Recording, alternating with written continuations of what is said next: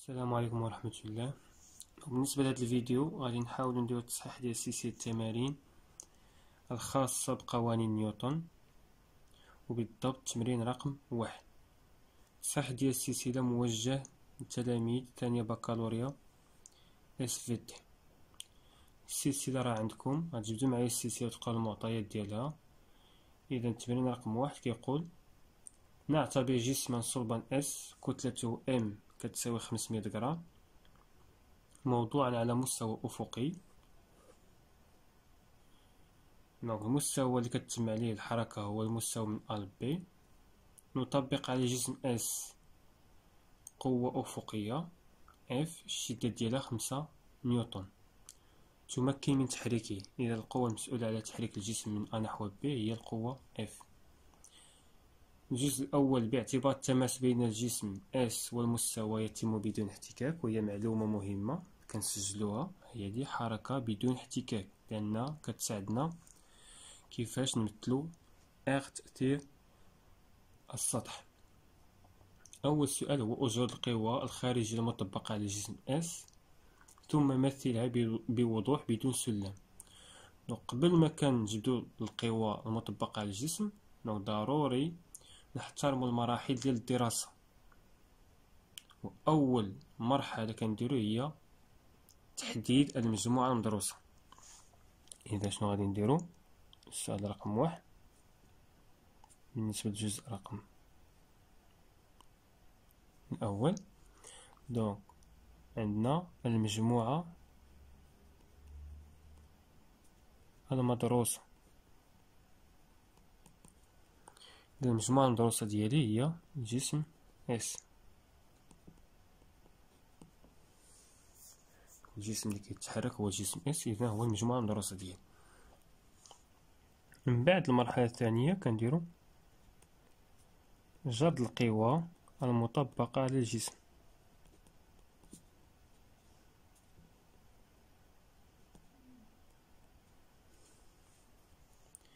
إذا القوى المطبقة على الجسم S هي كاينة عندنا P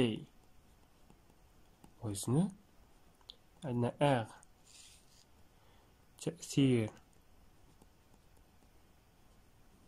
السطح، وعندنا آخر قوة اللي هي القوة F قوة الجر.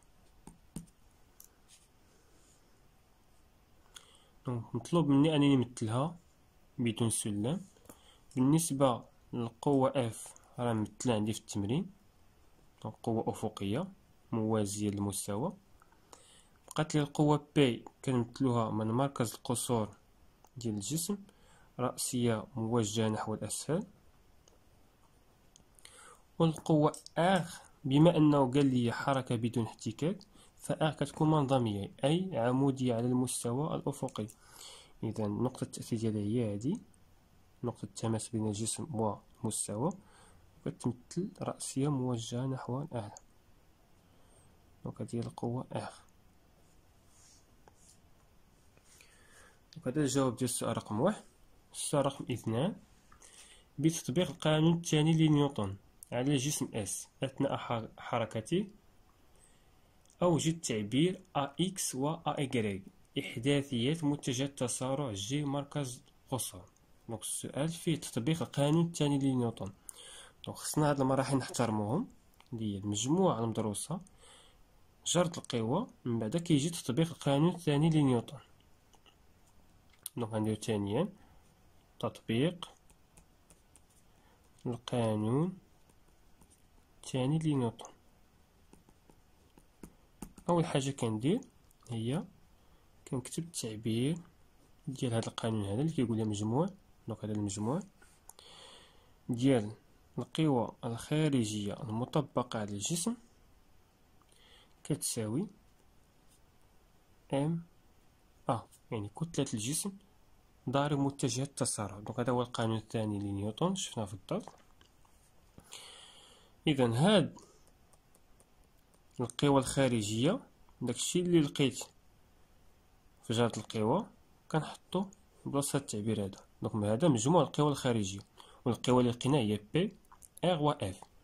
إذا كنعوض هذا ب P زائد R زائد F كتساوي MA. دونك أنا طبقت القانون التالي لنيوتن. السؤال المطروح عندي هو تحديد إحداثيات متجه التسارع اللي هي AX و AY. هذا شحال كيساوي و Y شحال كيساوي. دونك اشنو كنعني ب AX؟ يعني إسقاط المتجه A على المحور X. AY شنو هو؟ إسقاط المتجه A على المحور Y. وبالنسبة لمتجه التسارع في التمثيل ديالها في الحركة المستقيمية راه كتكون يعني في منحى الحركة ومنطبقة مع المسار لا متوازية معاه. يعني بالنسبة لينا هذه هي متجه التسارع. ممكن نمثلو عليه من مركز القصور، يعني متجه التسارع اللي خصني نفهم بأنها تكون في منحى الحركة ومنطبقة مع المسار لا متوازية معاه. دونك باش نحيدو المتجهات، دونك هذه عبارة عن علاقة متجهية.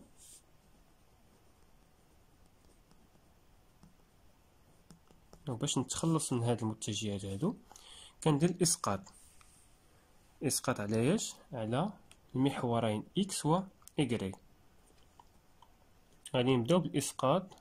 هذه هي المرحلة دونك اللي كتجي من بعد تطبيق القانون الثاني لنيوتن، هو الاسقاط.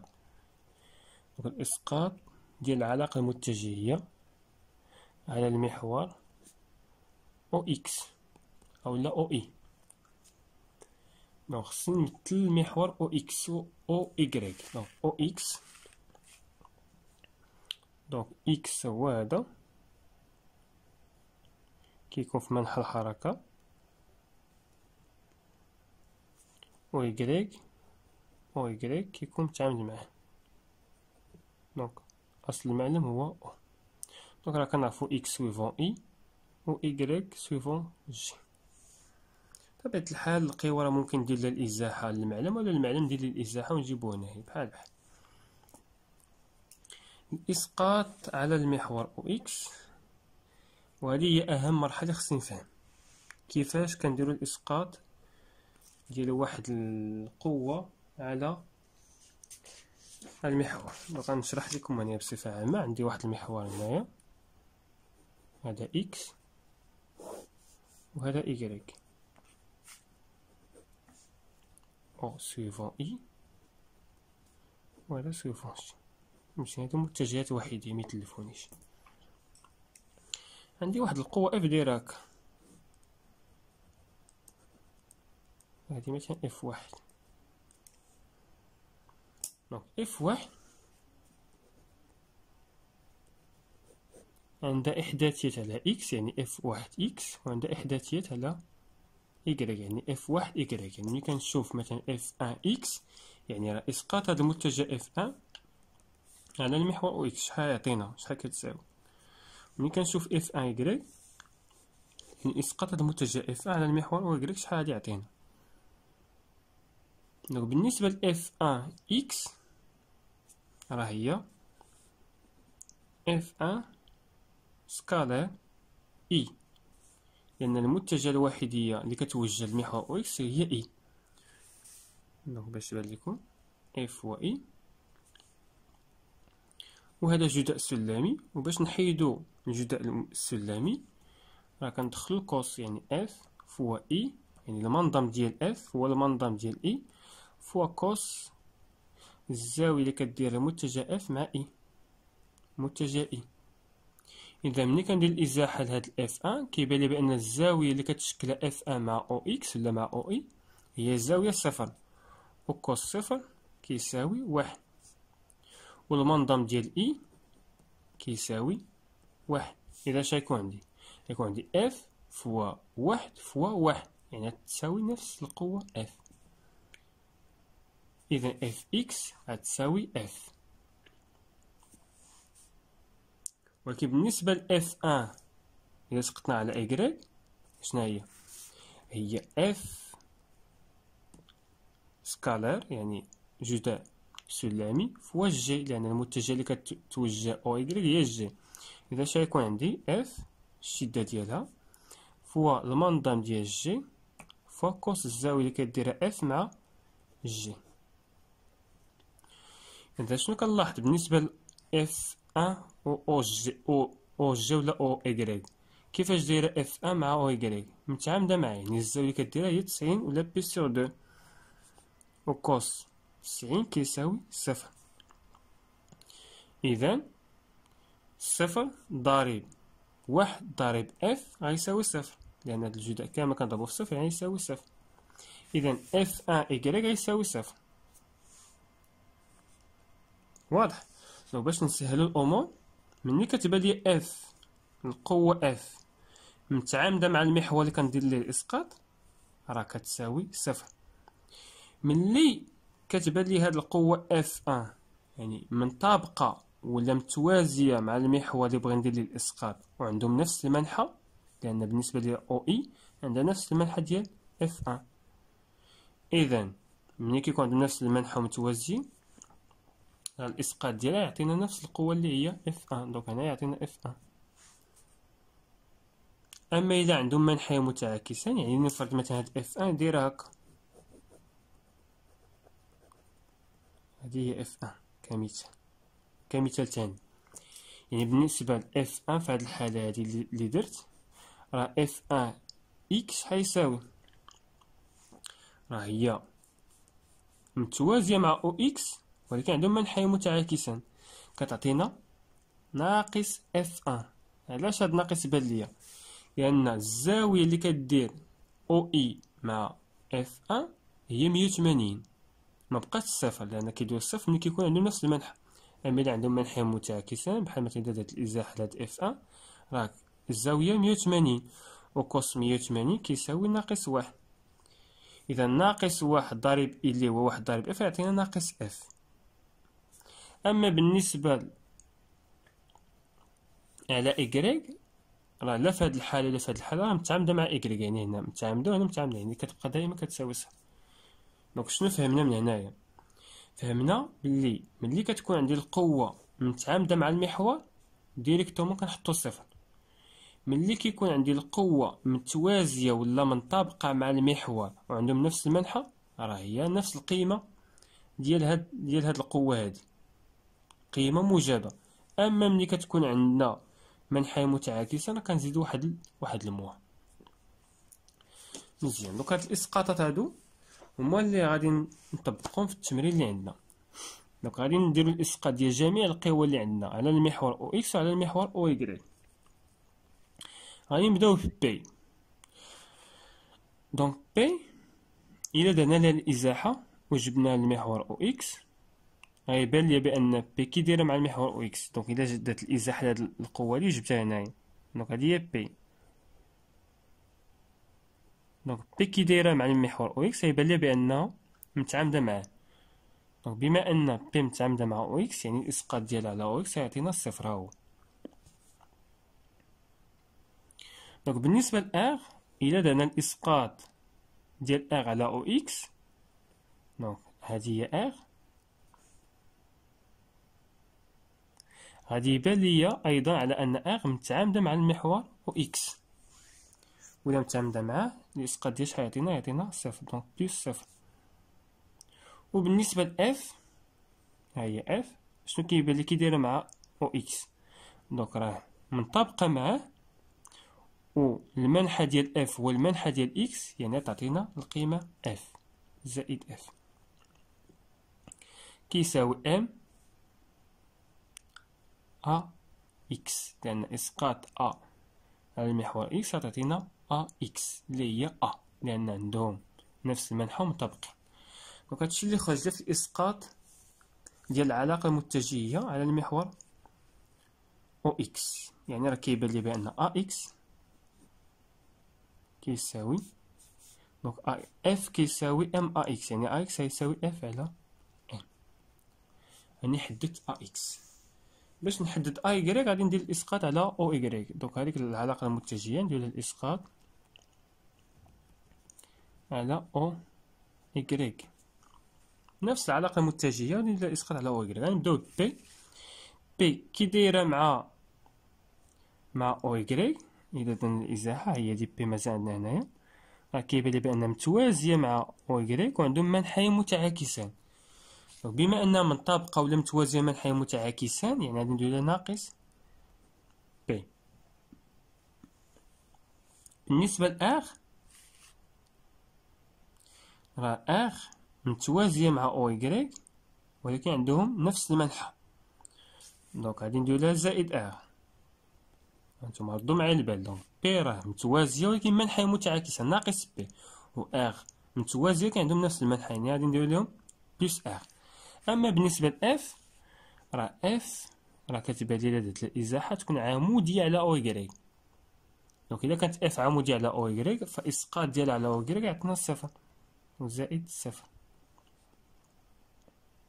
كيساوي إم الإسقاط ديال أ على المحور أو إكغيك، ها هي دي أ، راه أ تقريبا عندها بحال إف يعني منطبقة مع المسار و في منحى الحركة، دونك الإسقاط ديالها على أو إكغيك يعطينا صفر، لأن إلا درنا الإزاحة الأ هنايا يبان لي بأن أ عمودية على أو إكغيك، إذا كيساوي صفر. إذا إلا كان ناقص بي زائد آر كيساوي صفر، إلا جبت بي الجهة الأخرى يبان لي بأن دونك آر كتساوي بي، وكنعرفو بأن بي كتساوي إم جي. ولكن بالنسبة ل أ إكغيك شحال يساوي، شحال لقينا؟ أ إكغيك هو إسقاط متجهة على أو إكغيك يعطينا صفر. دونك هادو هما الإحداثيات ديال متجهات التسارع. السؤال رقم 3، بين أن حركة مركز القصور جي مستقيمية متغيرة بانتظام، واحسب قيمة تسارع أ جي. مزيان، دونك حنا كما جا في الدرس باش نقولو على أن حركة مركز القصور مستقيمية متغيرة بانتظام خصنا شرطين. الشرط الأول هو المسار يكون مستقيمي، وراه باين بأن المسار اللي كتتم عليه أو لا اللي كياخد الجسم هو مسار مستقيم من أ نحو بي، و خص تكون عندي القيمة ديال أ ثابتة. خصنا نشوف واش أ ثابتة فعلا ولا لا. دونك بالنسبة لأ راه هو المنظم ديالو هو جذر أ إكس أس 2 زائد أ إكغيك أس 2. دونك منظم أ هو جذر أ إكس أس 2 زائد أ إكغيك أس 2 هي الجذر. دونك عندنا أ إكغيك كيساوي صفر، يعني تبقى لي أ إكس أس 2 جذر أ إكس أس 2 هي أ إكس، و أ إكس شحال لقيناه كيساوي هو إف سور إم. دونك هذا هو القيمة ديال أ. أ كيساوي إف سور إم. إف راه عندها قيمة اللي هي ثابتة كما جا في التمرين 5 نيوتن، وبالنسبة لإم راه حتى هو عنده قيمة اللي هي ثابتة اللي هي 500 غرام، ما كتغيرش الكتلة. إذا هاد التعبير هذا راه عبارة عن ثابتة. القيمة ديالو غادي نديرو تطبيق عددي اللي هي 500 دونك 5 لأن إف كتساوي 5 مقسومة على 500 في 10 أس ناقص 3 باش نحولها لكيلوغرام، وغادي نديرو التطبيق عادي نشوف شحال كيساوي. الوحدة منساوها المتر على السكوند أس 2.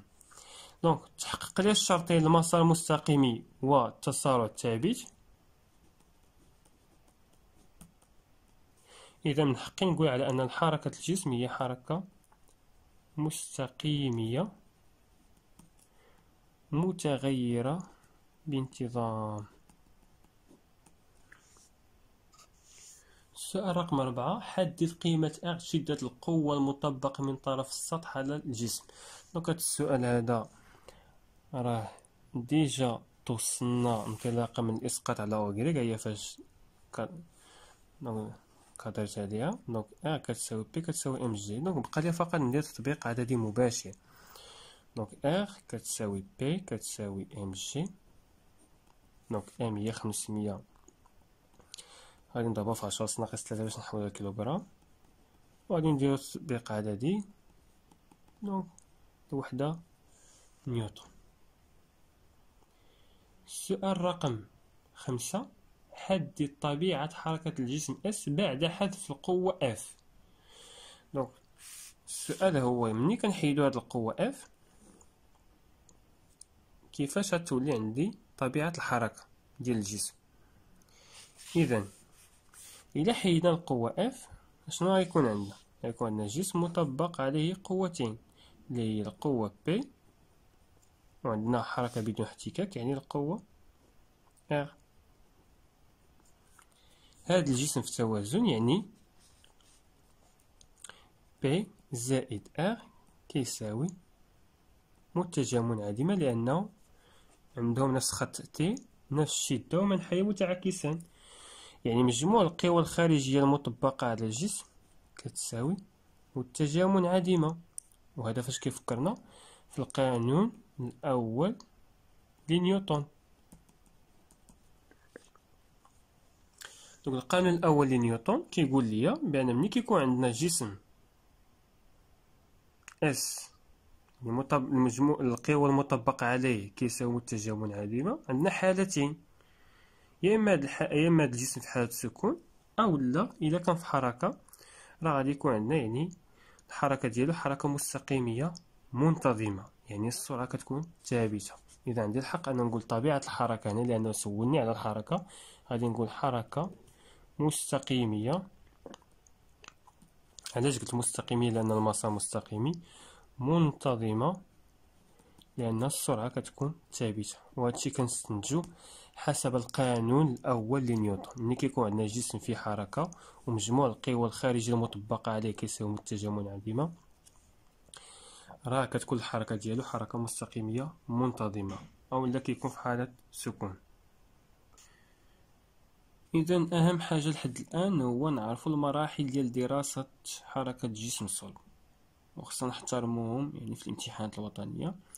وأول مرحلة هي تحديد المجموعة المدروسة، ثاني مرحلة جرد القوى، من بعد تطبيق القانون الثاني لنيوتن. المرحلة اللي تابعها هو اعتبار واحد المعلم ديال الإسقاط نعتبره جاليليا، ويتم الإسقاط ديال العلاقة المتجهة اللي توصلت ليها على المحاور اللي عندك، المحور أو إكس، المحور أو إكغيك، ولا عندنا يعني حركة في الفضاء كنزيدو المحور أو زد. المرحلة الثانية في التمرين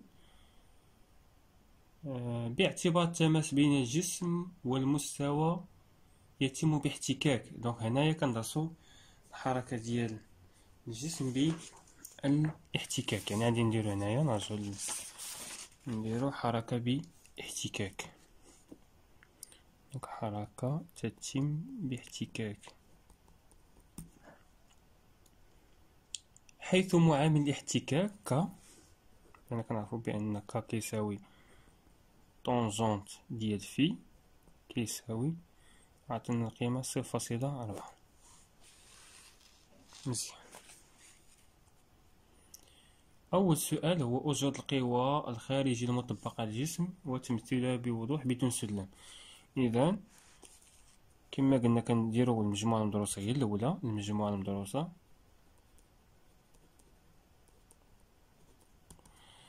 دونك هي الجسم اس،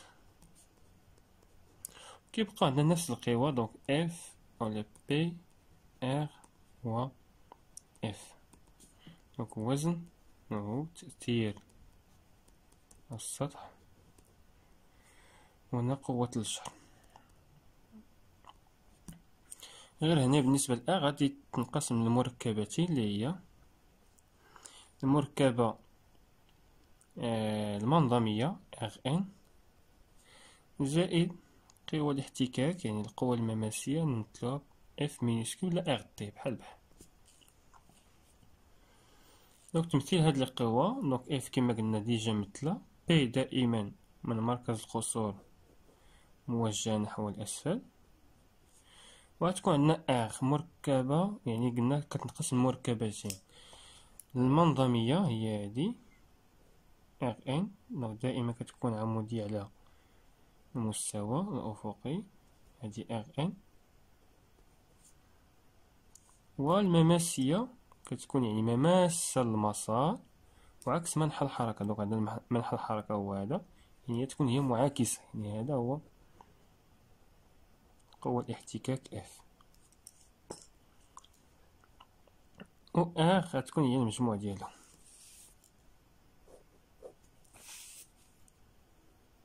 هذه هي المتجه سي بون. دونك هادشي اللي في السؤال، جرنا القوى طبقناها، يعني مثلنا بدون سلم. بتطبيق القانون الثاني لنيوتن على جسم اس، حدد طبيعة حركة الجسم اس، ثم حدد قيمة اغ شدة قوة المطبقة من طرف السطح على الجسم. إذا تطبيق القانون الثاني لنيوتن، هذا آخر سؤال. 2 دونك تطبيق القانون الثاني لنيوتن،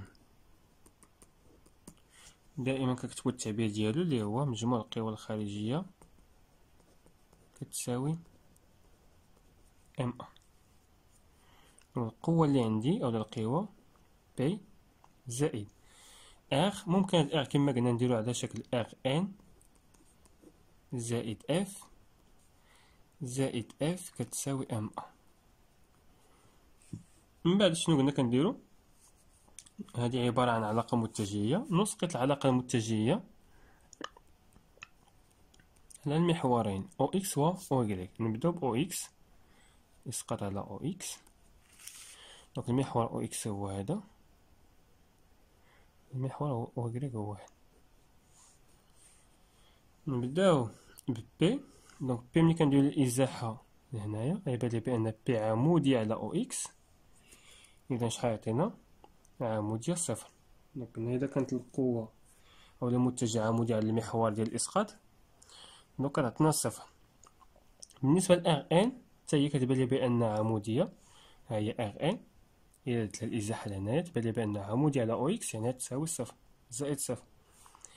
بالنسبة ل اف إلا درنا الإزاحة غتبان لي بأنها منطبقة مع أو إكس، ها هي اف، درت لها الإزاحة جبتها هنايا منطبقة عند منحين متعاكسان مع او اكس، يعني تعطينا ناقص اف. بالنسبة لاف قوة الجر راه عندي بأنها منطبقة مع او اكس وعندهم نفس المنحى، يعني تعطينا زائد اف كتساوي ام و ا يعطينا ا اكس، لأن بالنسبة ل a كما قلنا ها هو a نمثلو هنايا a راه يعني منطبق مع او اكس وعندهم نفس المنحنيات، عندنا ا اكس. اذا بالنسبه ل ا اكس شحال تساوي؟ نقسم هنا على ام وعطينا اف، ها هي دي ناقص اف قسمتها على ام، هذه هي القيمه ديال ا اكس. وكما كيبان لي هنا لان ا يكريك غنلقاو كيساوي صفر، بالنسبه ل ا اكس راه هي ا، يعني ا كيساوي ا اكس كيساوي اف ناقص اف على ام. اف ثابته، قوى الاحتكاك عندها يعني الشدة اللي هي ثابتة، ام ثابت، يعني هاد التعبير هذا كامل عبارة عن كونستون. لقيت التسارع ثابت وعندي المسار مستقيمي، يعني شنو كنقول على الحركة؟ حركة مستقيمية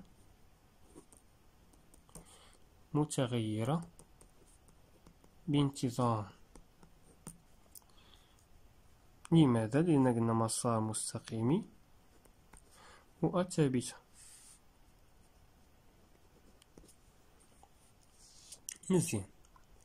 طالبين منا القيمة ديال اغ،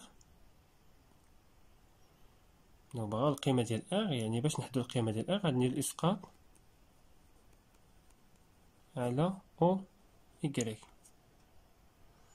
الإسقاط على او إكغيك شنو يعطينا؟ دونك بي نرجعو للشكل، بي الإسقاط على او إكغيك دونك متوازية معاه أولا مطابقة معاه عند منحى متعاكسين، يعني ناقص بي. بالنسبة لأغ ان دونك متوازية مع او إكغيك وعندهم نفس المنحى، يعني زائد اغ ان. كيبقى ليا اف راها متعامدة مع إكغيك، وحتى اف ماجيسكيل حتى هي راه متعامدة معاه، يعني اف مينيسكيل و ماجيسكيل بجوجهم متعامدين مع المحور او إكغيك، يعني بجوجهم غيساويو صفر.